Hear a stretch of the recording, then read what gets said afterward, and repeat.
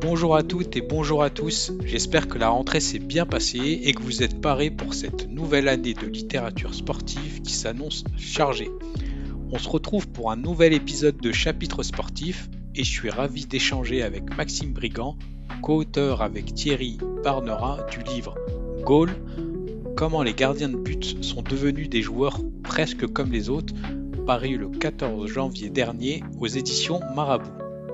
Maxime, merci d'avoir accepté mon invitation. Comment vas-tu? Bah ça va, merci à toi pour l'invitation. Très honoré d'être avec toi. J'ai entendu d'autres épisodes, donc honoré d'être parmi la liste des invités surtout.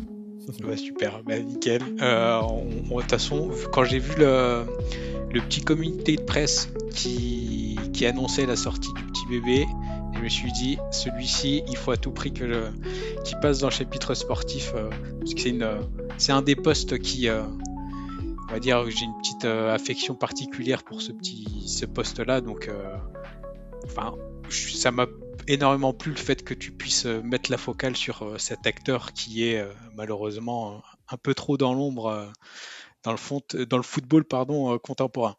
Bah, ça a été un plaisir en tout cas, et très content de pouvoir en parler. Très bien. Bah, comme d'habitude, on va réaliser l'échange en trois temps. Le premier temps, on va mettre la focale sur toi pour apprendre à te connaître, savoir quel est ton rapport à la lecture, qu'est-ce qui t'intéresse dans la littérature sportive. L'objet principal, bah, on va rentrer un peu dans les arcanes enfin, de sa création et de sa réalisation. Et puis après, on terminera avec nos petites questions rituelles. Donc pour démarrer, est-ce que Maxime, tu peux te présenter à celles et ceux qui ne te connaîtraient pas aujourd'hui, ton parcours et ce que tu fais actuellement? Ouais. Bah, déjà, tu me fais faire un exercice que je suis pas très à l'aise, donc parler de moi, mais j'accepte. Donc, bah, Maxime Brigand, moi je suis journaliste depuis 2014, donc j'ai commencé à travailler avec SoFoot. Je continue de travailler avec eux, donc ça fait 12 ans maintenant que je collabore avec eux. Je collabore aussi avec l'équipe, où je suis au service décryptage. Euh, et voilà, et puis du coup là, ce livre sur les gardiens avec Thierry. Mais voilà, globalement, je suis quelqu'un qui vient de Châteauroux. Là, on voit pas, mais j'ai une caméra, suite de la Berrichonne. Donc voilà, j'ai une petite affection pour la Berrichonne. Voilà, c'est mon côté supporter. Mais surtout fan de foot depuis toujours, fan de sport, fan d'écriture surtout, parce que j'écris beaucoup sur la tactique principalement, beaucoup sur le foot, mais pas que. J'ai écrit sur des sujets de société pour des magazines comme Society aussi, beaucoup. Voilà, j'ai même pigé pour d'autres médias, que ce soit Le Monde, l'Équipe Magazine, parce que j'écris beaucoup sur le foot, mais j'écris aussi beaucoup aujourd'hui sur le trail running, donc c'est beaucoup plus niche, c'est un sport beaucoup plus niche, mais qui est mon autre passion, euh, aussi parce que je pratique, et voilà, mais je suis globalement intéressé par tous les sports, donc voilà, et par l'écriture, et surtout par la tactique, mais ça, on va en reparler, c'est mon sujet, ce qui a rassemblé beaucoup de personnes qui sont venues dans ce podcast, j'ai l'impression.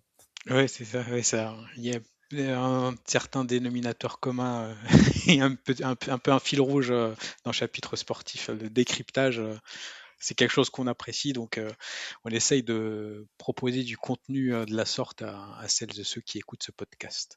Et au niveau du sport et de l'interdisciplinarité, est-ce qu'il y a des sports en particulier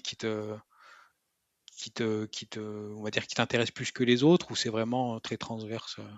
À part le foot, du coup, le trail, comme je le Mm. disais, c'est un sport que je pratique depuis 5 ans, et c'est ce qui me passionne beaucoup aussi en termes de documentaire, en termes de journalisme aussi. Euh, voilà, et c'est aussi parce que je côtoie des athlètes et j'en connais beaucoup. Aussi parce qu'à la base, c'est un sport où il y a beaucoup de fans de foot, donc on s'est aussi beaucoup retrouvé là-dessus. Et après, j'aime beaucoup le tennis. J'ai suivi pendant très longtemps, sportif numéro un, fan devant l'éternel de Rafael Nadal. Et depuis sa retraite, j'avoue que je suis le tennis depuis un peu plus loin. D'accord. Je regarde Sinner Alcaraz, voilà, quand il y a les finales, et un peu de temps en temps quand je tombe devant des matchs, mais vraiment beaucoup moins. Euh, J'aime beaucoup le vélo, notamment journalistiquement, c'est-à-dire que j'aime beaucoup lire des choses sur le vélo. Je regarde le Tour, je regarde le Giro, mais voilà, je vais à Paris-Roubaix quand je peux, une fois par Hmm. an. Mais encore, j'y suis allé 3 fois dans ma vie, quoi, tu vois. Donc c'est voilà, plutôt la lecture sur le vélo. Je trouve que c'est un sport qui se prête à l'exercice journalistique et à la littérature de façon magnifique. Et voilà, globalement, c'est les sports qui m'intéressent le plus. Et l'hiver, j'aime bien me mettre sur le canapé et regarder le biathlon. Ça, évidemment, après manger, ça passe toujours pas mal. Ok. Et au niveau de la lecture, ton rapport à la lecture, tu as parlé des lectures sur le cyclisme. Est-ce qu'il y a d'autres lectures, types de lectures et types de bouquins qui t'intéressent? Ouais, carrément. Ouais, je suis gros lecteur. En vrai, je lis un peu de tout. Là, tu vois, ce matin, j'ai fini un livre sur le rap, là, l'Empire. Hmm. L'Empire, qui était. Voilà, là, j'ai une grande période de Annie Ernaux pendant un an. J'ai lu un peu tout ça parce que j'étais passé à côté. Euh, Franchement, je lis vraiment de tout. J'ai beaucoup lu quand j'étais petit. Après, j'avoue qu'au lycée, j'ai un peu délaissé. Et puis là, depuis 4-5 ans, je m'y suis remis. Donc, moi, je suis pas très fantastique, par exemple. Hmm. Euh, Même si je peux me laisser aller. Là, je suis en train, je commence parce que j'ai regardé la série, j'ai trouvé ça super, la série Silo, et du coup, je me suis lancé dans les livres qui sont. Voilà, je suis un peu fasciné par les gens qui arrivent à créer des univers, Hmm. ceux qui ont fait Le Seigneur des Anneaux, enfin Tolkien et tout ça. Silo, c'est un peu ça, mais c'est assez rare quand même. Je suis quand même dans la littérature du réel, globalement. Et voilà, mais ça peut aller ouais, vraiment de partout, quoi. Donc, je suis D'accord, intéressé par tout. Je suis très curieux de plein de choses.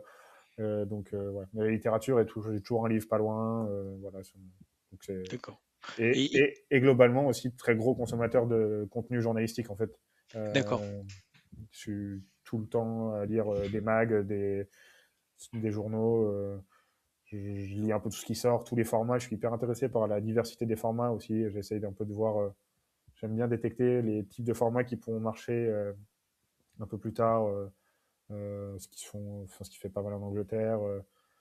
J'adore ce que fait l'équipe Explore, par exemple. Je trouve qu'ils arrivent hmm, toujours à trouver des trucs assez neufs en termes de format. Et je trouve ça hyper cool. Et là-dessus, par exemple, sur l'équipe Explore, tu peux m'emmener sur tous les sports.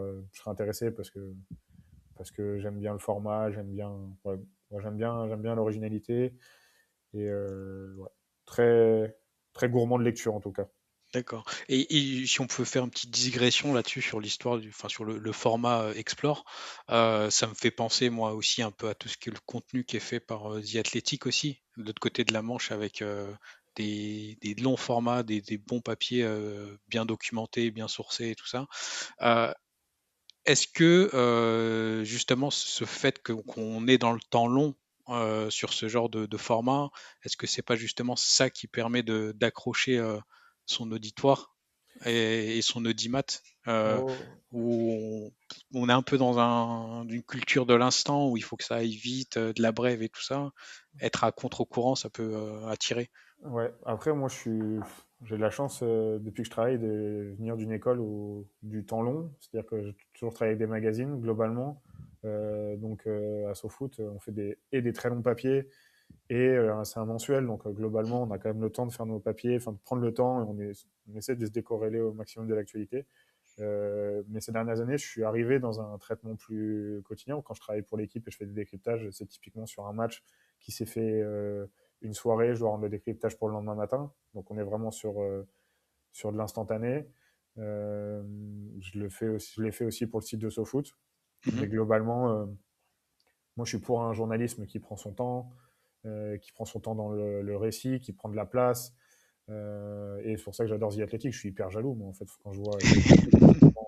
Et j'en parle souvent avec des collègues. Je dis, moi, je suis hyper jaloux des moyens qu'ils ont. Je suis hyper jaloux de la taille et de la place qu'ils ont. C'est-à-dire, ils s'interdisent rien. Ils ont des formats de dingue. Ouais, ils arrivent à toucher tout le monde. Enfin, je trouve ça hyper cool. Moi, je serais hyper content qu'on ait ça en France, même si on a quand même de bonnes choses en France. Un The Athletic FR, je, je clique tous les jours. Ouais, je suis consommateur, ouais, clairement. Très bien. Et au niveau, vu que tu dis que tu avais toujours un bouquin pas loin, est-ce que, à défaut d'avoir un spot préféré, est-ce que tu as un moment privilégié pour ouvrir un bouquin? Je lis beaucoup le soir, j'avoue, avant de dormir. J'essaye de. on passe assez de temps devant les écrans pour essayer le soir de Hmm. couper un Le petit peu. sas de décompression qui va bien. Ouais, c'est ça.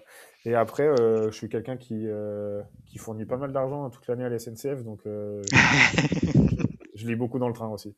Voilà. Ok, très bien. Nickel.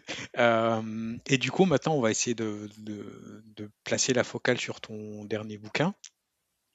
Euh, Qu'est-ce qui t'a amené à écrire sur les gardiens, ce poste-là, pas un autre, et d'où est venue l'idée?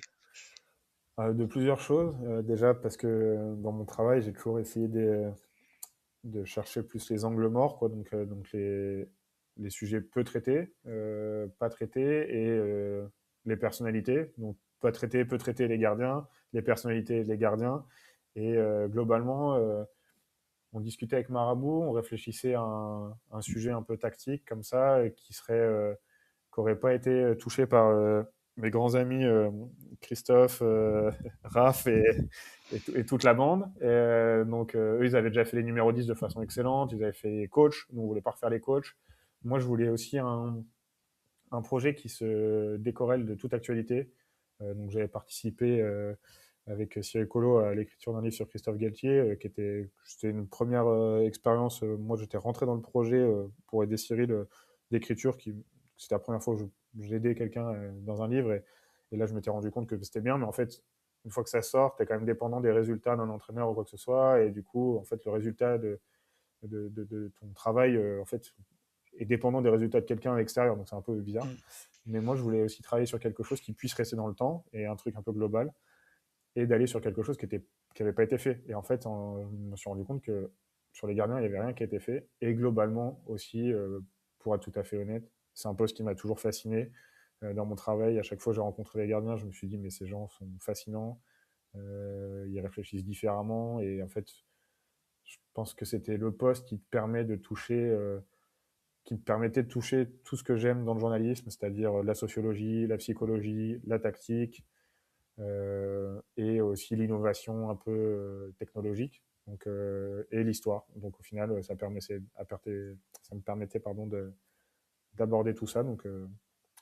Et Marabout était hyper intéressé, donc on a foncé, quoi. Et du coup, par rapport à la connexion avec Marabout, comment ça s'est fait? Est-ce que c'est toi qui les as, entre guillemets, démarchés ou eux qui sont venus à toi? C'est passé comment? Bah, il y avait eu la première collaboration au moment du projet sur Christophe Galtier, donc c'était déjà chez eux. Et en fait, ils m'ont recontacté quelques mois après en me demandant, ils me disaient qu'ils voulaient refaire un truc avec moi, mais tout seul. Et ils m'ont demandé voilà, si j'avais des idées. Et on a discuté de plusieurs projets. Et en fait, rapidement, je leur ai dit, bah, en fait, à ce moment-là, on venait de faire un numéro spécial gardien avec SoFoot, qui a été une longue lutte pour qu'on puisse le faire. Parce qu'au départ, on se demandait est-ce que c'est une bonne idée, est-ce que ça a marché, est-ce que ça intéressait les gens. Et en fait, de fait, ça intéressait les gens. Et j'avais fait pas mal de sujets sur ce numéro et ça m'avait confirmé qu'il y avait quelque chose à faire.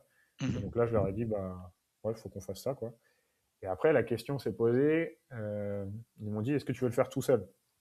Je dis, bah, ouais, je suis chaud de le faire tout seul, mais s'il y a un binôme, je suis preneur aussi, quoi. Et à la base, j'ai proposé à un pote journaliste, deux potes journalistes, et tous avec des contraintes de contrat, tout ça. Moi, je suis indépendant, donc en fait, j'ai cette possibilité d'aller sur des projets-là. Les autres ne l'étaient pas. Et du coup, en fait, je me suis dit, bah, allez, j'y vais tout seul, quoi. J'y vais tout seul et je fais le projet. Je commence à travailler dessus en décembre dernier, quoi, donc il y a un an, plus d'un an maintenant, décembre 2024. Et je commence à amasser un peu tout ce que j'ai. Et en fait, en juin-juillet, il y a Benoît Bontou de chez Marabout qui m'appelle, qui me dit bah, on a eu des discussions avec Thierry Barnera qui aimerait écrire un livre sur les gardiens. Est-ce que tu le connais? Bah, je dis ouais, parce que bah, déjà, il était intervenant à la base dans le livre. Et aussi parce que Thierry, enfin moi j'ai déjà fait des sujets avec lui pour ce foot, c'est quelqu'un avec qui j'ai déjà discuté et avec qui je m'étais bien entendu. Et ils me disent, bah, qu'est-ce que tu penserais qu'il intègre le livre? Enfin, qu'il t'intègre dans le côté édition, rédaction et tout. Je dis, bah ouais, pourquoi pas. Moi, j'avais déjà fait toutes les interviews. Et Thierry a été. d'une classe absolue, quoi. On a discuté, on a fait une visio tous les trois avec Benoît et il a dit bah moi je veux pas prendre la place de Maxime, enfin c'est son projet. Et du coup, en fait, Thierry a eu un rôle et moi je lui dis moi en fait tu prends la place de personne, tu viens avec moi et c'est super cool quoi, Mm. on fait un attelage et trop bien. Et en fait, il a pris un rôle c'était un peu mon consultant quoi, tout le long du bouquin. Je lui ai envoyé tout ce que j'écrivais et il m'ajustait sur le côté technique. Il me faisait des retours tout le temps, on parlait tous les jours. Il m'a permis sur sur un point technique, un point de vue tactique, il m'a ouvert les yeux sur des choses aussi que je n'imaginais pas, même sur des points de vue physiques et tout. En fait, il a pris ce rôle de consultant tout au long. Et évidemment, en plus, il a fait la connexion avec Thibaut à la fin, qui est la préface Courtois, qui est la Mm. préface du livre. Donc, euh, donc Sympa. ouais, ça a fini le paquet d'une façon super. J'étais ouais, vraiment très honoré d'avoir pu collaborer avec Thierry sur ce livre. Et il m'a ouvert les yeux. Et je le remercierai jamais assez, je pense, pour ça. Parfait. Et du coup, on a un gros semestre de travail et d'écriture à peu près sur le livre, c'est ça? C'est ça, ouais, bah, en gros, moi, tout début janvier 2020, enfin janvier-février 2025, j'étais off, quoi. J'étais parti en voyage avec ma copine, on était en Asie, et dès que je suis revenu, début mars, j'avais emmené des petits trucs à lire et tout pendant le voyage, mais voilà, donc j'avais déjà fait une interview avant. Et j'ai essayé pendant le voyage de réfléchir à tout ce que j'avais déjà fait. Donc il y a plein d'interviews que j'avais déjà fait pour SoFoot avec des gardiens. Donc elles, je les ai gardées. Je les ai pas refait, j'ai pas refait ces personnes-là, mais je le cite à la fin en expliquant que certains interviews ont été faits pour SoFoot. Et à partir de mars, je suis revenu, j'avais toute ma liste de personnes que je voulais contacter. Et là, donc il y a eu une grande phase je sais pas, on a fait 60-65 interviews, quoi. Et après, ouais, écriture, pendant plusieurs mois, tout l'été, et rendu du manuscrit mi-septembre. Donc, D'accord. ouais, plusieurs mois de travail, quoi, plusieurs mois avec en parallèle d'autres missions à effectuer pour d'autres Mm. médias parce qu'il faut bien travailler quand tu es indépendant en plus. Ouais, ouais, une vie de moine avec des gants, quoi. Et du coup, quand tu écrivais, comme tu le soulignes, tu avais ton activité entre guillemets alimentaire à côté. Tu passais combien de temps en hebdo sur l'écriture du bouquin? En fait, mes journées étaient découpées Je faisais des 50-50, quoi. Je faisais D'accord. 50 en général, le matin, je faisais bah, mon travail, qui est mon travail de tous les jours. Mhm. Soit pour l'équipe, soit pour SoFoot, quoi que ce soit. Et après, l'après-midi, je- j'écrivais. Après, c'était l'été en général. De fait, j'ai moins de travail parce que l'année dernière, il n'y avait pas de compète, Mm. à part la Coupe du Monde des clubs, mais ça n'a pas duré tout l'été. Et, euh, et pour SoFoot, on n'a pas de numéro l'été, quoi. On a un numéro qui sort en septembre, mais donc ça va, quoi. Et Mm. du coup, l'été dernier, ouais, bon, après, j'étais parti 2 mois en début d'année, donc je n'ai pas Oui. refait de vacances, ça va, quoi. Donc, donc voilà, j'ai travaillé cet été, et voilà, quoi. Mais globalement, ouais, c'est ça, la majorité du temps, c'était 50-50, quoi. Je découpais mes journées, je travaillais aussi assez tard le soir, parce que le soir, c'est plus facile, j'y arrive mieux, ça Mm. vient plus facile pour écrire, je suis plus à l'aise à ces moments-là, quoi. Et il y a un spot qui est plus favorable à la création ou pas forcément? Bah, c'est assez marrant parce que ce livre, il est lié aussi à un déménagement, parce que j'habitais à Paris pendant longtemps, là maintenant j'habite à Rennes, et du coup j'ai emménagé avec le livre, quoi. Enfin, j'ai emménagé avec le projet. Donc j'ai pas mal écrit chez moi, et sinon j'ai pas mal écrit dans des cafés aussi de Rennes. Voilà, je me suis posé à certains endroits. Ça me permettait de découvrir la ville un petit peu. Donc D'accord, ok, c'est c'était ton compagnon de, c'est ça, de prise de marque. c'est ça. Et comme tu l'as souligné, dans le bouquin, il y a énormément d'échanges qui sont enrichissants pour identifier les personnes que tu voulais avoir dans le bouquin. Tu as fait, je suppose, un brainstorming. Est-ce que tu as eu toutes les personnes que tu souhaitais contacter ou pas? Et celles qui, entre guillemets, tu es vraiment un, hyper content d'avoir pouvoir toucher cette personne, et l'autre, et à contrario, la personne que tu aurais aimé avoir dans le bouquin, mais que tu n'as pas réussi à avoir. Je vais commencer par les regrets. J'ai un regret, enfin j'ai deux regrets. Le premier, c'est que j'aurais aimé avoir Fabien Barthez, par exemple. Mhm. Il m'a jamais répondu, mais c'est le jeu. J'ai des appels, des messages. J'ai même Eddie Bob que j'ai eu pour le livre qui m'a dit ouais, moi je fais pas mal de vélo avec Fabien et tout, je lui repasse ton message et tout. Il n'y a pas eu. Euh, voilà, tant pis, c'est pas grave. Il y avait déjà assez de documentation sur lui. Mhm. Et pour le coup, là j'en profite aussi pour remercier Alex Bardot de l'équipe qui m'a ouvert les archives quand j'allais là-bas. Donc là-dessus, en fait, dans les archives, Fabien Barthez, il y a vraiment beaucoup, beaucoup de choses, quoi. Et c'est quelqu'un qui a beaucoup fait d'interviews, donc au final, il y avait de la matière. Et mon grand regret, pour le coup, et je le mets à la fin aussi, c'est que j'ai eu zéro réponse de gardienne professionnelle. Et ça, du coup, ça rend le livre à 98% tourné sur le football masculin, alors que j'aurais aimé aussi parler du football féminin. Mais en fait, je sais pas pourquoi, les gardiennes que j'ai contactées n'ont pas souhaité répondre ou n'ont même pas répondu. Mhm. Donc c'est un peu un regret parce que je pense qu'il y avait des choses à raconter. On- les gardiennes ont été globalement souvent décriées il y a 10 ans pour certaines choses. Je pense parfois à tort, parfois par manque de connaissances ou d'ouverture d'esprit, je sais pas. En tout cas, je pense qu'elles avaient leur place. Mais voilà, c'est un peu le regret. Et la, et non, la fierté, bon, un peu tout le monde. Je suis content d'avoir parlé avec tous ceux avec qui j'ai eu. Il n'y a pas trop de hiérarchisation. Après, j'étais assez content un matin de mai quand j'allume mon téléphone et je vois que dans la nuit, à 3 heures du matin, il y a Edwin van der Sar qui m'a répondu. J'étais là, attends, Faut se pincer là. ça fait un mois et demi que j'ai pas eu de nouvelles. Et à 3 heures du matin, cette nuit, tu t'es dit, tiens, je vais répondre à un journaliste français. Ok. Mais trop bien. Du coup, je l'ai eu 1 heure et il avait plein de trucs à raconter. C'était super. Enfin, franchement, voilà. Et après, non, c'était cool parce que c'est un projet aussi où j'ai découvert des personnalités. J'ai adoré, par exemple, un Jean Butès, par exemple, que je trouve, être un excellent gardien aussi en Italie.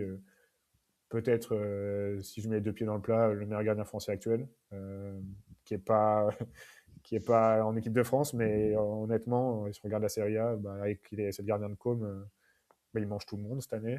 Et en plus, Mhm. c'est un gardien d'une gentillesse rare et surtout d'une ouverture d'esprit assez folle.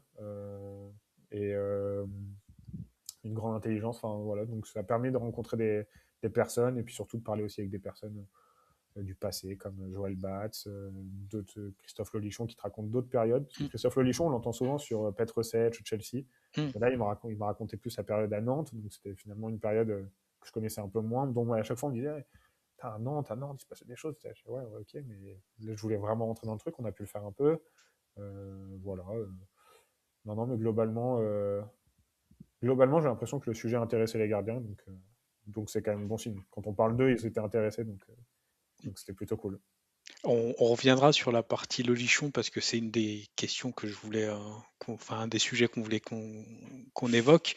Dans la préface, il y a Thibaut Courtois qui identifie la règle du renvoi au 6 mètres comme, comme l'une des. Il le définit comme un game changer même Ouais. dans sa préface.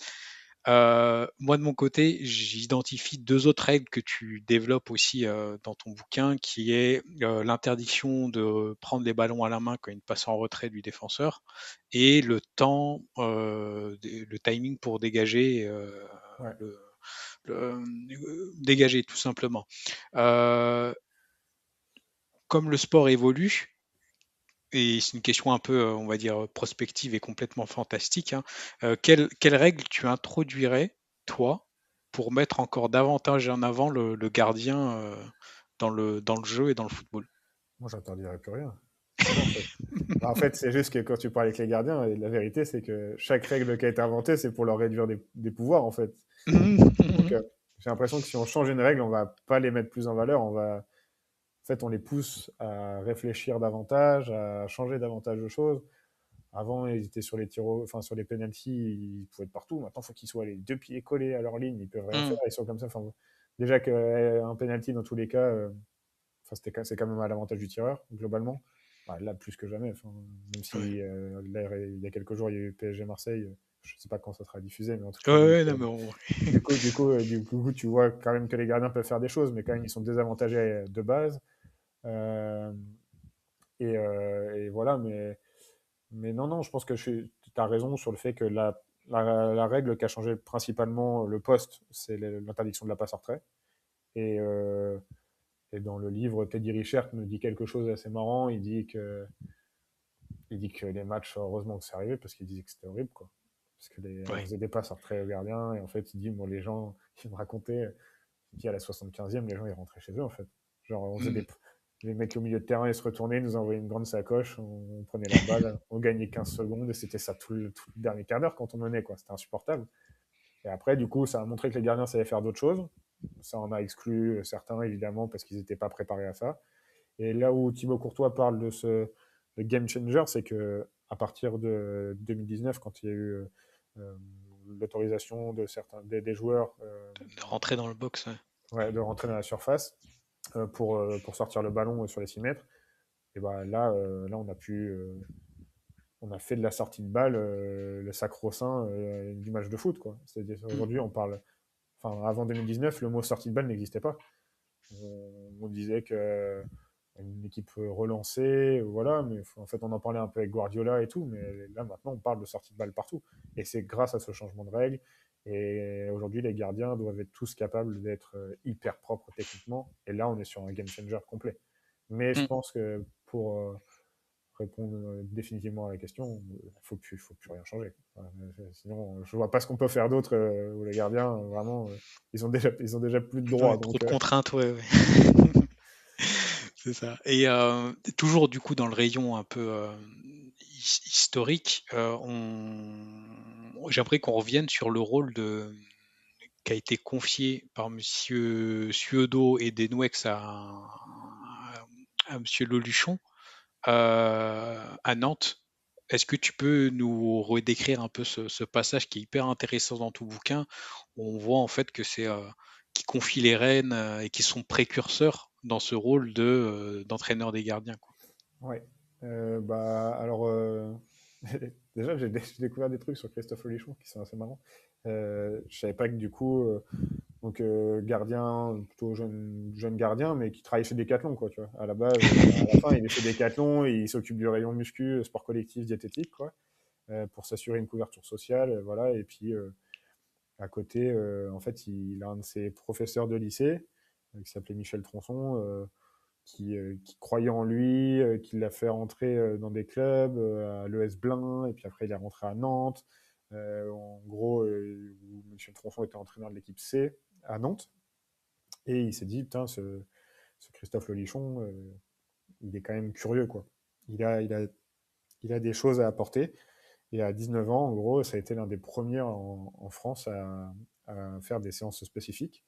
Euh, donc à l'époque, le directeur du centre de formation de Nantes, c'était du coup Reynald Denouex et Gelso Zaeta.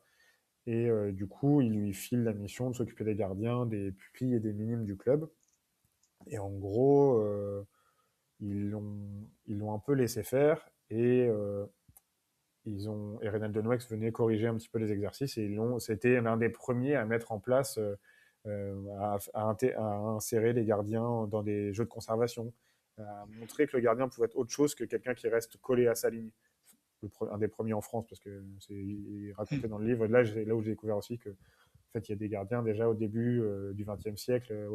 Il y avait un gardien notamment hollandais qui, au moment des JO de 1908 à Londres, était déjà parlait de lui-même déjà comme un troisième défenseur, tu vois. Donc, mais en France, c'était quelque chose de rare, quoi, pour le coup.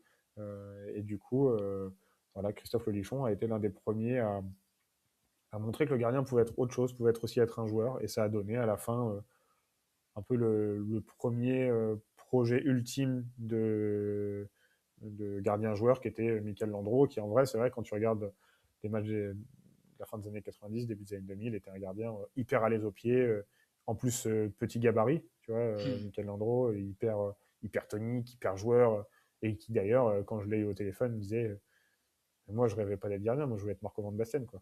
Et c'est assez marrant parce que quand tu parlais des gardiens, ils se disent attends, moi je voulais être. En fait, Michael Landreau, par exemple, c'était l'un des premiers gardiens, si tu fais chronologiquement, qui me parlait avec d'autres mots. Tu vois, les gardiens d'avant, c'était un peu on aime les coups, on est des têtes brûlées, machin, on est des bagarreurs. J'ai l'impression de parler à des militaires, quoi. Hmm. Et Mikel Landreau, c'est tout sauf ça, quoi. Enfin, lui, il te parle d'angle de passe, de qualité de contrôle, de jouer des deux pieds, de petits espaces, de casser des lignes. Enfin, il n'y a aucun gardien qui parlait comme ça avant. Et ça, Christophe Lolichon, Renald Denouex, voilà, c'est le laboratoire FC Nantes sur qui le Barça a construit aussi certains de ses modèles. Et voilà, eux, ils s'inspirent aussi de ce qui se faisait à l'Ajax. Hmm. Donc Edwin van der Sar était un des symboles de ça. Et voilà quoi. Mais c'est en France, oui, Christophe Ledichon a été quelqu'un qui a beaucoup apporté et qui encore aujourd'hui, tu vois, il est entraîneur des gardiens à Dunkerque. Et je connais des gens au club et qui te racontent que voilà, en fait, aujourd'hui, si on prête des jeunes gardiens à Dunkerque, on le prête parce qu'il y a Christophe Lolichon qui est entraîneur des gardiens et on sait que Oui, un an pour un jeune gardien et Christophe Lolichon, bah, à la fin, oui. t'as pas le même gardien, quoi. Bah, c'est sûr, mais on l'a vu hein, avec les deux derniers gardiens qu'ils avaient là, Ouais, bah, qui ont Ewen pris du. Jawen, qui est Hmm. gardien titulaire à Reims aujourd'hui, notamment, est passé là-bas. Et puis il y avait le gardien espagnol l'année dernière aussi, dont Ouais, qui est parti à Guingamp, si je dis pas qui de est parti à bêtises. Guingamp, Ortola, Adrien Ortola, qui, euh, qui s'est fait les croisés malheureusement en arrivant à Guingamp, mais qui était Adrien Ortola, c'est un délire. Enfin, honnêtement, je consomme beaucoup de Ligue 2 par passion du football de bas étage. Je me rappelle, enfin, j'ai été marqué par Lorient Dunkerque de début de saison l'année dernière. Euh, mais je vois ce gardien qui arrive, qui prend le ballon et qui est au milieu de son camp, quoi. Et pied sur le ballon et qui attend le pressing et tout ça. Et tous les adversaires en face qui sont en train de péter un plomb. Ils disent, mais qu'est-ce Et qu'on est en qu'est-ce train qu'il de... fait? Qu'est-ce qu'il fait? Et, et Romain Decolle, qui est directeur sportif là-bas, que je connais très bien, me disait en fait, c'est trop drôle parce que les premiers adversaires, ils disent ils gagnent du temps. Mais non, en fait, non. Adrien Ortola, il gagne pas du temps. Il attend et il attire un pressing pour ouvrir de l'espace plus haut. Enfin, c'est beaucoup C'est plus plus cérébral, recherché. que Ouais. il gagne du temps, juste non. Hmm. Et c'était assez brillant de voir ça en Ligue 2 en France. La même année qu'un Petrovic qui faisait pareil un peu à Strasbourg de façon assez différente, mais qui a aussi changé des choses. Très bien. Et du coup, l'un des mots aussi, et je reviens sur Loluchon, moi ce que je retrouve assez dommage, c'est que un mec avec un CV comme ça, des compétences, pourquoi entre guillemets, il n'est pas intégré à la DTN, un truc comme ça. Tu vois, c'est un peu comme Denouex. Un mec comme ça, c'est pas normal qu'il soit pas dans les organes Ouais. fédérales. Bah, je te laisserai appeler la Fédé, tu la réponse toi-même. Mais pour le coup, Christophe Audichon est assez honnête et transparent. C'est quelqu'un qui a longtemps été en Angleterre. Il a beaucoup dénoncé le retard qu'on a en France encore sur certaines choses par rapport aux gardiens. On est en retard. Enfin, il y a des choses, on voit certains entraînements, on écoute certains discours, on se dit qu'on est encore bloqué à certains 10, Hmm. 15 ans en retard. Lui, il l'a beaucoup dénoncé. Il s'est pas fait que des copains. Ouais, d'accord. Je pense typiquement que il y a on va dire qu'il y a 2 ans, je crois qu'il, c'est pas lui qui me l'a raconté, hein, c'est ce qu'on m'a raconté. Je crois qu'il avait postulé pour être entraîneur des gardiens des espoirs. Il a même pas été reçu à l'entretien. Donc voilà. Après, c'est quelqu'un qui a ses avis, ça plaît pas. En France, voilà, il y a on protège certaines écoles.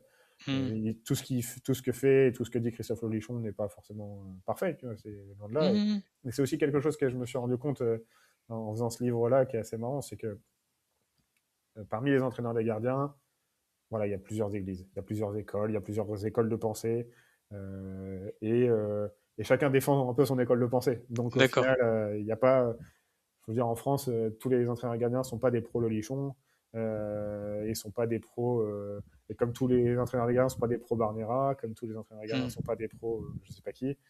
Voilà, il y a plusieurs écoles de pensée, comme il y a plusieurs écoles de pensée d'entraîneurs. Et c'est assez marrant que même sur un poste spécifique, tu as des écoles de Segmenté. pensée. Ouais, c'est hyper Ouais. segmenté en fait. Ah ouais, super, ouais, c'est hyper intéressant. Et du coup, il y a aussi un des mots qui revient assez souvent quand on parle du gardien contemporain, c'est le mot proactif. Et du coup, si tu devrais décrire le portrait robot du gardien contemporain, Ouais. euh, il serait, si tu nous fais un portrait chinois, je prends la Ouais. relance 2 et tout ça, en mettant des exemples, il serait quoi ton gardien, le gardien de Maxime? Putain, c'est pas facile. Déjà, première chose, j'enlèverais le mot proactif, parce que moi je l'ai mis dans le livre, mais c'est le mot que déteste le plus Thierry, je crois.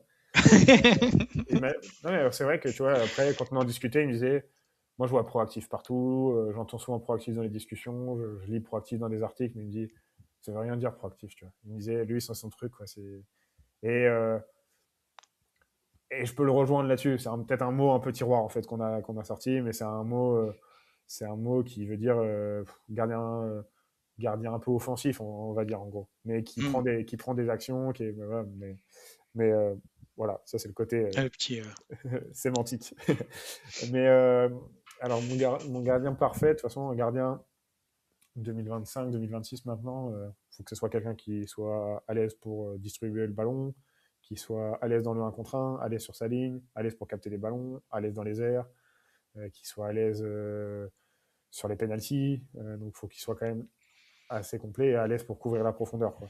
Moi, Hmm, si je suis assez honnête, par exemple, moi, il y a un seul gardien qui me fascine depuis le début, et pour qui, par exemple, j'allume un match, c'est Manuel Neuer, quoi. Parce que je sais que si je regarde un match de Manuel Neuer, c'est, pour moi, c'est comparable à si je regarde un match, par exemple, de Ryan Cherki, tu vois.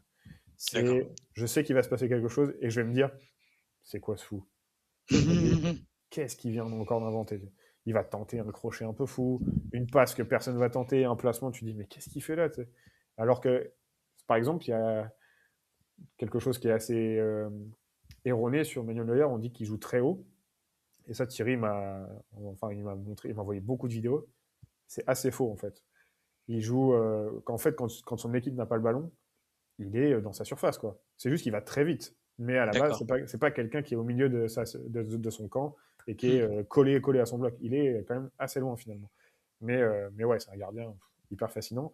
Et lui, ça serait peut-être plus dans le côté Manuel Neuer, je le mettrais plus dans le.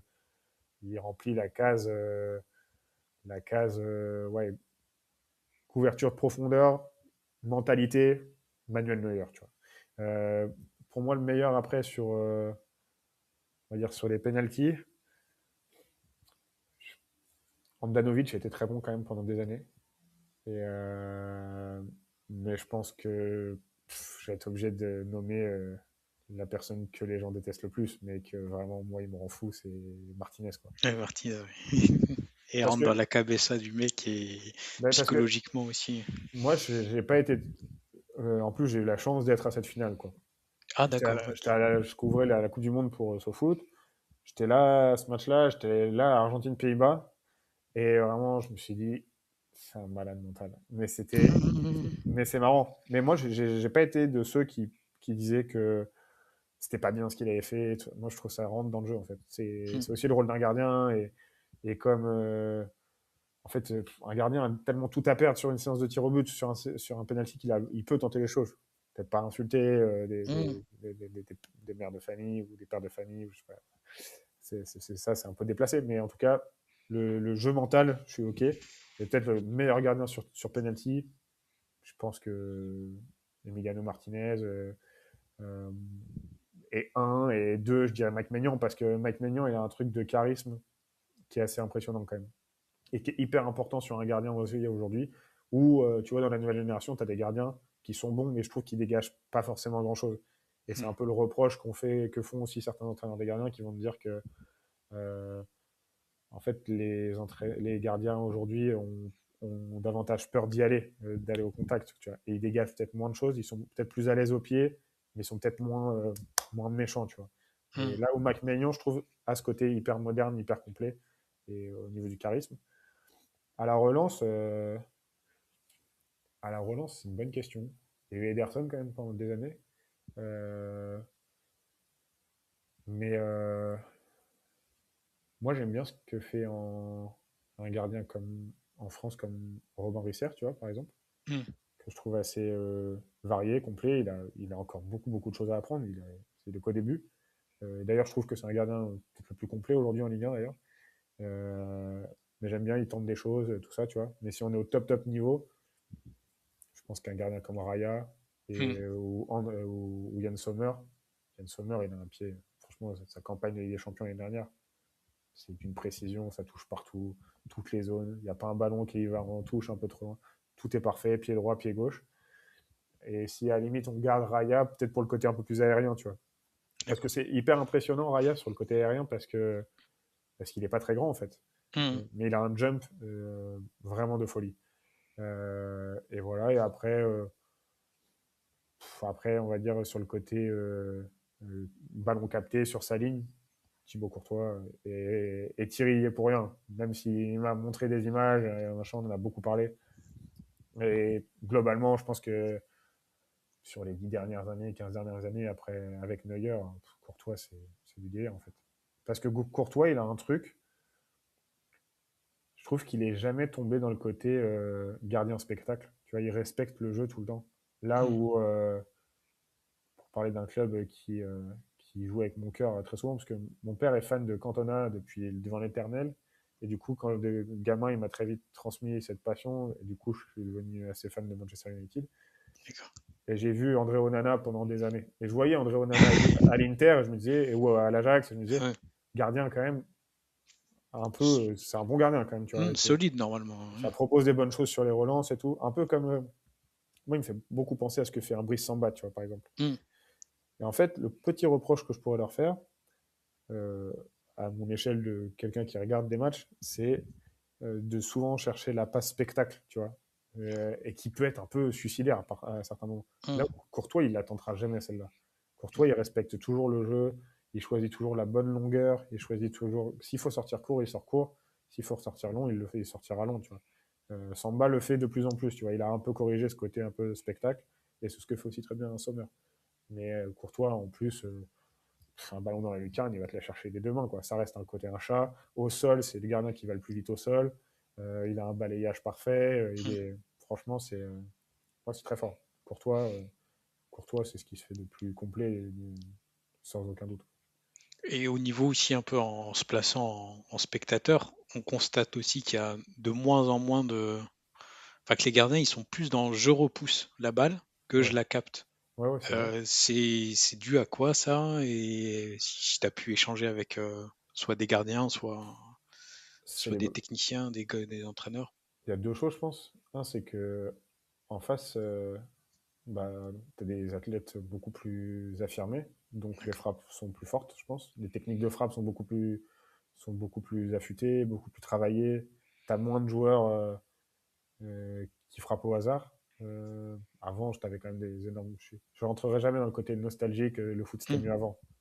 Probablement sur certains aspects, mais il y a ça. Mais aujourd'hui, je pense que tu as tellement de personnes dans un staff que je pense que par exemple des attaquants travaillent beaucoup, beaucoup mieux les zones qu'ils vont chercher. Donc c'est beaucoup plus dur. Donc peut-être les arrêts sont plus durs. Et aussi les ballons, en vrai. Ça, c'est ce qui revient tout le temps quand tu parles avec les gardiens, c'est que les ballons, en fait, ils n'ont pas été dans le sens des gardiens non plus, quoi. Hmm. Enfin, les ballons sont beaucoup plus flottants, sont beaucoup plus légers, et, euh, et c'est beaucoup plus dur à repousser, quoi. Enfin, t'as l'impression qu'ils, quand tu parles avec eux, ils te disent, en fait, on a des petites bombes explosives qui n'arrivent jamais dans les mains, c'est hyper dur, quoi. Là où avant, c'était des ballons plus lourds, tout ça. Hmm. Mais après, en faisant le livre et en discutant avec des gens, Joël Bat, il me racontait des trucs fous, quand même. Enfin, donc, il fait partie de la génération des gens qui ont joué sans gants, hein, à certains moments, ou il avait les gants de l'usine Peugeot, tu vois, quand il travaillait à Ouais. Sochaux. Quand il était gardien à Sochaux, il prenait, ouais, t'avais des employés, il prenait les gants, et enfin, vraiment, il disait, en fait, c'était horrible, quoi, pour les mains. Du coup, les ballons étaient plus lourds. Donc, en vrai, ce côté des ballons, des fois, je relativise aussi. Je me dis, attends, les mecs avaient des ballons plus lourds, ils n'avaient pas de gants, et ils arrivaient mieux à capter les ballons. Enfin, Hmm. C'est un peu... Ouais. c'est un peu différent. Donc, je sais pas, peut-être qu'il y a eu moins de travail qui est fait sur le ballon capté. Je sais que Nicolas Deon me raconte ça à un moment dans le livre aussi sur le fait que vu qu'on est passé à une génération où on demande aux gardiens d'être un peu plus joueurs, lui, quand il était avec Patrick Vieira à Nice, par exemple, il reconnaît qu'il s'est peut-être un peu perdu et qu'ils ont passé 80% du temps à travailler beaucoup plus la sortie de balle, le jeu au pied du gardien, et il avait peut-être délaissé à ce moment-là le jeu finalement défensif du gardien. Peut-être qu'en fait, les gardiens travaillent un peu moins le ballon capté, la gamme pure, et ce qui explique aussi peut-être que les ballons sont moins captés aujourd'hui. Très bien. Et le football contemporain, il rime aussi avec data. Ouais, Toi, vu que tu décortiques pas mal de rencontres et que on va dire, tu insères pas mal aussi de données data dans tes papiers, quelles sont pour toi les trois métriques les plus intéressantes à suivre pour analyser les prestations d'un gardien? Et si tu peux aussi expliquer en quoi ça consiste ouais. Euh, alors déjà, il faut savoir que le poste de gardien, c'est celui où on a le moins de données D'accord. statistiques. C'est-à-dire qu'il y a vraiment des zones un peu grises. Et d'ailleurs, c'est très difficile pour, euh, pour ceux qui travaillent dessus. Parce que tu vois, le genre des recruteurs aussi, qui te disent, bah, en fait, si on veut faire de la recherche avancée, du recrutement avancé avec les stats avancées, bah, finalement, on a peu de choses. Et aussi, la difficulté du recrutement, c'est que souvent, les gens qui travaillent dans les cellules de recrutement te disent, je suis pas spécialiste d'un gardien, quoi. C'est hyper dur. Enfin, Hmm. il faut vraiment. C'est pour ça que l'entraîneur des gardiens est souvent inséré au recrutement. Moi, dans mes papiers, je regarde un peu principalement ce que fait un gardien sur sa ligne, ce qui est important. Hmm. La donnée, c'est le post-shot expected goals. Donc, en gros, c'est la différence entre les expected goals concédés par un gardien, les arrêts qu'il fait. Et du coup, c'est une donnée qui te permet grossièrement de mesurer à la fin de ta saison le nombre de buts, entre guillemets, que le gardien t'a permis d'éviter, quoi. Tu vois. D'accord. Et donc là, ça te permet au moins de te rendre compte sur sa ligne les qualités d'un gardien. Typiquement, en France, en Ligue 1, cette année, c'est Hervé Kofi, je crois, qui est un des meilleurs là-dessus. Robin Risser, Berkehauser. Mais moi, je mets toujours ça quand même. Enfin, je pense qu'il faut pas, enfin, comme toute donnée, il faut la mettre dans un contexte. Et, euh, et un gardien qui est très fort là-dessus, c'est un gardien qui a été très sollicité, en vrai. C'est-à-dire que pour avoir des très bonnes données là-dessus, c'est-à-dire que tu as concédé beaucoup de frappes, et ça veut dire que tu as fait beaucoup d'arrêts, mais tu peux être un très bon gardien en ayant concédé peu de frappes, en vrai. Hmm. Et souvent, si tu es gardien, Hmm. si t'es gardien d'un très grand club, tu concèdes peu de frappes. Donc, tu ne ressors pas forcément dans ces données-là. Mais en tout cas, ça te permet déjà de voir si un gardien très sollicité réussit à être très décisif. Donc ça, c'est la Et donnée qui c'est est là où importante. c'est aussi le plus dur, c'est d'être là quand t'es pas beaucoup sollicité, comme tu l'as dit. Parce Ouais, que c'est là où c'est encore plus. Il y ouais. a un coefficient de bonification. Mais ouais, ouais, carrément. Et c'est là où je pense que le recrutement d'un gardien est hyper dur. Et c'est là où il faut y aller avec un spécialiste, tu vois. Parce que, bah, exemple de cette année, Lucas Chevalier, bah, plutôt bon à Lille quand même. C'est un bon gardien qui ressortait pas mal dans les données aussi. Mais parce que aussi, bah, bah, déjà, grande qualité de Lucas Chevalier, très bon dans les grands matchs, avec Lille, en Ligue des Champions, tout ça. Ses erreurs, là où il était moins bon, il les faisait souvent dans les matchs qui étaient un peu moins regardés, donc forcément ça sortait un peu moins. Mais il était aussi beaucoup sollicité finalement en Ligue des Champions, tu vois. Hmm. Le Real, il lui fait 15 frappes, à l'Atlético, il reçoit je sais pas combien de frappes, pareil, tu vois. Donc, contre la Juve, pareil. Pareil. Là, il arrive au PSG, il a un arrêt à faire dans le match. Et s'il ne le fait pas, il se fait trucider, quoi. Donc c'est aussi ça, tu passes d'un contexte où tu es très sollicité à un contexte où tu es peu sollicité, et c'est là où on voit la vraie qualité d'un gardien, c'est si sur le seul arrêt qu'il a à faire, il est excellent. Mais c'est là où, par exemple, pour un Courtois, fait une énorme différence. Après, moi, les données que je regarde pas mal aussi, euh, c'est les pourcentages de passes réussies. Enfin, en fait, j'essaye de voir un petit peu le- le- la quantité la variété dans le jeu. C'est-à-dire que j'essaie de mesurer, par exemple, avec les données, si un gardien sort que court, et par exemple, tu vois, parce que des passes réussies, ça veut rien dire aussi. Si tu vois Hmm. 95% de passes réussies et que le gardien fait 95% de passes courtes, bah, en soi, une passe courte, en vrai, Lucas Chevalier, c'est le meilleur gardien en passes réussies aujourd'hui en Ligue 1, mais parce qu'il fait aussi beaucoup de passes courtes. Hmm. Faut avoir le courage de les faire, ces passes courtes. Je ne dis pas le contraire. Elles sont plus faciles à faire. Par contre, un gardien à qui l'entraîneur va te demander de jouer souvent long ou mi-long et qui a beaucoup de passes réussies là-dessus, tu te dis, as quand même au pied, le mec, variété, précis, ça c'est important quand même. Je pense aussi aujourd'hui, tu vois, ce que Pierre Sage explique souvent, qui lui a beaucoup regardé Ederson au moment où il était à City, et je pense qu'il s'est pas mal inspiré de ça avec Romain Risser cette année, c'est l'importance d'être une triple alternative quand tu es un gardien, c'est-à-dire d'être capacité à jouer court, mi-long, long. Et une fois que tu as ça, en fait, l'adversaire en face, Il devient euh, fou. il devient fou. Et en fait, il dit, bah, il peut m'attaquer de partout. Et c'est là où je trouve Lucas Chevalier était assez bon à Lille. Et c'est ce que Pierre me disait aussi, Sage, quand avec Lyon, il affrontait Lille. Il disait, en fait, on ne sait pas comment les presser. Parce qu'on va les chercher haut. Bah, Lucas Chevalier va jouer super bien, très long. On n'y va pas, bah, il fait sa petite sortie courte. On y va à moitié, il te sort une mi-longue, une mi-longue parfaite. Donc, ça peut être ça. Et après, dans les données, je regarde un petit peu aussi les pourcentages de ballons captés sur ballons aériens, tout ça. Tu vois, j'essaye un peu de D'accord. regarder. Parce que, parce que mine de rien, en fait, un gardien qui sort, c'est important aujourd'hui. Il n'y en a plus beaucoup. Il reste beaucoup sur leur ligne. Et un gardien qui sort, bah, c'est quand même assez cool. Mais globalement, la réponse que je te fais, c'est qu'il y a peu de données sur les gardiens et c'est hyper dur à quantifier. Et bah, c'est ce que Julien aussi, Momon, explique, bah, qui a écrit beaucoup de livres aussi, maintenant qu'il est au Havre, et m'expliquait ça. Il disait que pour quantifier les matchs des performances d'un gardien aujourd'hui ou recruter, c'est assez compliqué de le faire par la donnée parce que tu as quand même Hmm. assez peu de chiffres aujourd'hui, mais les banques de données travaillent dessus pour que ça se développe dans les années à venir. Et justement, dans ce côté un peu aussi euh, prospective, analyse et gains marginaux, tout ce qui est neurosciences travaille aussi sur tout ce qui est cognitif. Est-ce que Ouais, tu peux nous donner quelques exemples de ce qui se fait et et les virages qui sont en train d'être pris par les différents clubs? ouais, carrément. Bah ça, t'as beaucoup de.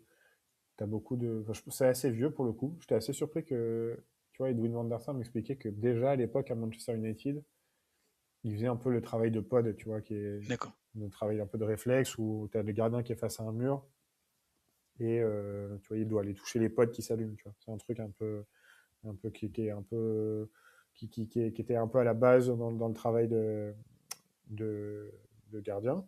Euh, Ensuite, tu as beaucoup de gardiens qui travaillent avec des personnes qui leur font travailler le cerveau, tout simplement. Euh, euh, Paul Bernardoni en parle dans le livre et en fait, il allait voir quelqu'un, lui, qui lui faisait voilà, des exercices aussi pour des stimulations du cerveau, tu vois.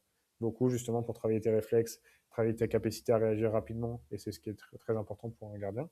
Et une partie aussi dans le livre euh, avec Christophe Revel, qui était l'ancien entraîneur des gardiens de Rennes, qui était gardien à Vannes, si je ne me trompe pas, et qui était à Brest et à Lyon aussi. Et en fait, Christophe Revel, quand il était gardien, il y avait une phrase qu'il détestait, c'était les gardiens sont fous, quoi. Ça, c'est un truc. Parce que c'est la phrase, en vrai, pour le coup, quand j'ai discuté avec des gens, c'est vraiment une phrase qui revenait souvent. Ouais, c'est des fous, c'est des fous, c'est des fous. Mais lui disait, c'est hyper réducteur, quoi, tu vois. Et il disait, Christophe explique ça dans le livre, tu vois, il dit qu'un gardien fou, ça veut dire que c'est quelqu'un qui est influencé par le stress, tu vois, par l'environnement, par la pression. Et en fait, il dit non, un grand gardien, c'est tout sauf un fou. C'est quelqu'un hyper stable émotionnellement. Et c'est quelqu'un qui a une capacité d'analyse supérieure, une capacité d'action supérieure. En fait, Christophe, quand il a été à Rennes, il a travaillé avec un laboratoire qui est juste à côté de la ville, le laboratoire M2S, et il a fait du coup il a travaillé avec des spécialistes en mettant des capteurs avec tu sais, des bonnets avec plein de capteurs sur la tête de ces gardiens. Et ils ont fait faire plein d'exercices. Et il y a Camille Jeunet, notamment dans le livre, qui raconte un petit peu ce qu'ils ont fait. Donc c'est ce qui s'appelle par neurofeedback. Donc en gros, il branche en direct ton cerveau et il permet de mesurer en temps réel euh, comment ton cerveau réagit face à différentes situations, différentes stratégies mentales, en gros, quoi. Hmm. Et en fait, ils se sont rendus compte bah, qu'en fait, les gardiens étaient des personnes qui réfléchissaient mieux, entre guillemets, que d'autres. Et tu as aussi des gens en Grande-Bretagne, qui ont fait ça il y a 2-3 ans, qui ont fait pareil, un travail là-dessus et qui ont montré que les gardiens étaient tous au fou, en fait. C'est limite ceux qui ont le cerveau le plus développé sur le terrain aujourd'hui. Et avec le recul, c'est pas étonnant vu tout ce qu'on leur demande. En fait, c'est ceux à qui on demande le plus de choses aujourd'hui. Mais c'est marrant que la science ait montré ça, quoi. Et, C'est et casser cette image du gardien fou, quoi. ouais, c'est sûr. Ouais, il est un peu trop réducteur et limite enfin, caricatural le truc. C'est pas. Ouais, et puis tu vois, ça a tué la carrière de certains gardiens. Tu vois, genre, je sais pas, Anthony Lopez, euh, bah, t'as son action contre Mbappé qui lui a collé au basque pendant des années, avec le recul en plus, et peut-être plus faute d'Mbappé que faute de Anthony Lopez sur la situation. Il a été maladroit à certains moments, ok, comme d'autres gardiens et tout, mais on lui a dit, c'est un fou, c'est un kamikaze ou je sais pas quoi. Enfin, non, en fait, il faut juste, oui, tu dois mettre la tête ou d'autres mettent pas le pied, et inversement, tout ça, tu as tout le temps ces phrases qui reviennent, Hmm. mais ça reste des mecs qui réfléchissent quand même mieux, ou énormément en tout cas sur un terrain, ça c'est sûr. Oui, très bien. Du coup, avant de passer à la conclusion, je vais enfin, partager mon avis sur le bouquin. Donc, tu nous as livré une odyssée passionnante. On découvre pas mal de secrets sur l'un et au final, peut-être le joueur le plus important des 22 acteurs. 32, merci les remplacements, les 5 remplacements. Ce qui est intéressant, c'est que de par enfin, les évolutions des règles du jeu, les créations, voire recyclage tactique, euh, on a toujours un poste qui est en perpétuelle évolution. Et c'est pas un rôle entre guillemets statique et on travaille toujours sur les mêmes bases, donc c'est un peu assez intéressant. Et on se rend compte aussi, comme tu l'as dit au cours de l'échange, que des éléments qu'on pense comme étant des innovations, elles existent depuis des années, voire limite à la création de ce sport. Et on a aussi des petites anecdotes sympas. On comprend pourquoi on utilise le mot clean sheet Ouais. aujourd'hui. Je spoil pas, les personnes pourront le découvrir dans l'ouvrage. Et ce qui est super fort, c'est que tu as allié pas mal de choses, un travail académique sérieux, des entretiens qui sont régalades, en fait, tu t'en commences un et ça part dans. Enfin, tu as du mal à décrocher. Et ce que j'ai aussi trouvé intéressant, c'est que tu es parti aussi dans l'interdisciplinarité avec l'apport d'autres disciplines et d'autres gardiens du water polo, du hand et aussi donc c'est un peu intéressant parce qu'on voit on a des dominateurs communs malgré les disciplines différentes. Et en gros, pour aller, on va dire, court là-dessus, si on a aimé la production de tes collègues et connaissance des managers, on va surkiffer le livre que tu nous as produit parce que pour moi, tu as livré là comme un livre de référence dans la littérature sportive parce que tu as de la tactique, de l'entretien, de l'analyse poussée et derrière, en fait, tu rends hommage à un poste qui était un peu, enfin, pas trop mis en lumière. Quand on est petit, le gardien, malheureusement, c'est celui qui a le pied carré, généralement. Et aujourd'hui, dans le football professionnel, c'est lui qui te fait gagner les titres. Donc, Mm. tu mets la focale comme il faut, les projecteurs qui vont bien. Et encore une fois, merci pour ce très très bon livre qui fera, à mon avis, le plaisir de toute la confrérie des gardiens de but.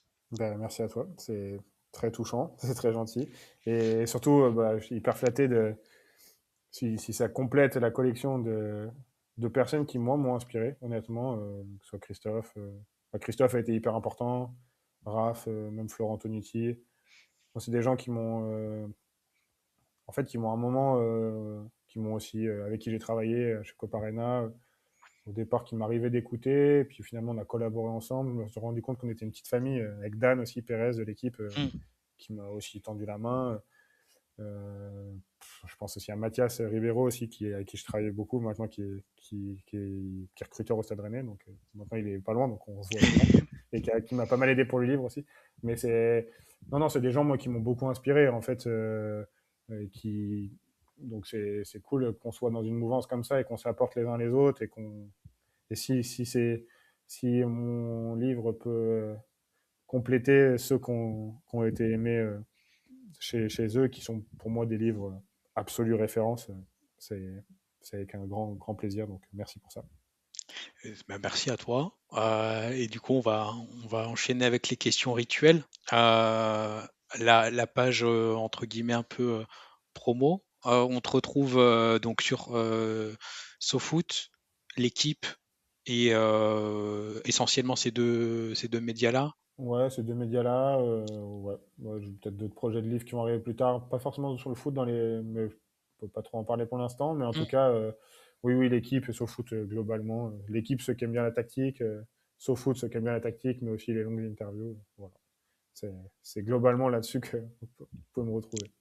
Très bien. Et au niveau des recommandations de livres de sport, est-ce que t'aurais trois références à nous citer? Bah, forcément déjà les livres des gars, hein, de Mhm. Christophe, enfin, vous les connaissez, comment regarder un match de foot, comment gagner un match de foot, les entraîneurs révolutionnaires, le 10 et du 10, vraiment quatre livres à avoir pas loin. J'en rajoute un cinquième, le petit dictionnaire aussi, qui a Le été petit dictionnaire, publié ouais, récemment. clairement, qui est très bon, que j'ai fini cette semaine aussi. Euh, je- si, j'aime bien moi les livres de Michael Cox, qui était quelqu'un qui m'a aussi beaucoup inspiré, qui était un des premiers à faire des blogs de foot zonal marking en Hmm. Angleterre. Il a notamment fait un livre qui s'appelle The Mixer que je conseille, voilà, c'est un livre de tactique et tout. Et, euh, et après, moi je lis, s'il y a deux auteurs un peu hors foot, moi je lis souvent, j'aime bien quand ils sortent les livres de Pierre Carré, donc écrit sur le vélo. Je trouve que c'est un mec, une plume absolue, quoi, vraiment c'est super. Et là, je lis pas souvent de livres de sport, enfin ça m'arrive de temps en temps, mais des fois je déconnecte un peu de ça. J'ai lu un livre de Christopher Claret sur Rafael Nadal, là, justement, qui avait fait un livre sur Roger Federer, c'est des immenses livres de 700 pages. Christopher Claret, qui est le journaliste tennis du New York Times, Mhm. et qui du coup a suivi les deux pendant toute leur carrière, quoi, mais à des accès fous, quoi. Donc, et vraiment, moi j'aime bien parce que ce qui m'intéresse quand je regarde des docus de sport, quand je lis des livres de sport, j'aime bien être plongé dans un univers de geek total. Et là, ça t'emmène pour comprendre les subtilités du jeu, par exemple du tennis, à un niveau de précision absolu. Donc si ceux qui aiment bien le tennis et qui ont aimé les livres de Christophe, Raph, Julien, Philippe, bah, franchement, vous aimerez bien aussi, je pense. Voilà, globalement, les recos. Très bien. Et pour clôturer l'échange, si tu te places en mode auditeur, quel Ouais. est l'auteur que tu souhaiterais pardon, écouter pour qu'il présente son œuvre Bah, Christophe est déjà passé. il est passé, ouais. Ouais, bon, ça va alors. Non, j'avais écouté l'épisode avec Sofiane, Ouais. que j'ai beaucoup aimé. On se connaît pas trop personnellement, mais Hmm. c'est quelqu'un que j'écoute de temps en temps.